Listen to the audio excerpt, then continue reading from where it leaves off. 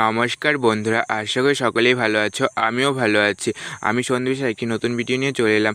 অনেক দিন থেকেই এই চ্যানেলের মধ্যে কিন্তু ঠাকুরের ভিডিও শেয়ার করা হতো। এখন থেকে ভাবলাম আমাদের গ্রাম বাংলায় যেসব সবজি চাষ করা হয় বা আমাদের ক্ষেতে যেসব সবজি চাষ করা হয় সেসবই তোমাদের মাঝে শেয়ার করবো। দেখতে পাচ্ছ আজ কিন্তু সরষা ক্ষেতে জল দিয়েছে।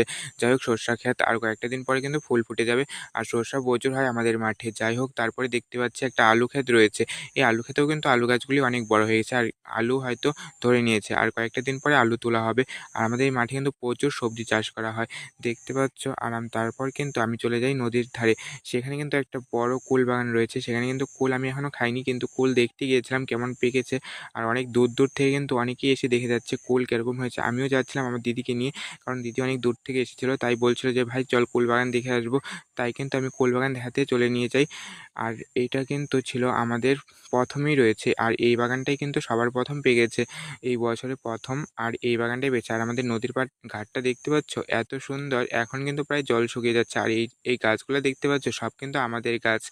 অনেকটাই জমি ছিল এখানে, অন্য ভিডিওতে বলবো সবটাই। তো লাইক শেয়ার সাবস্ক্রাইব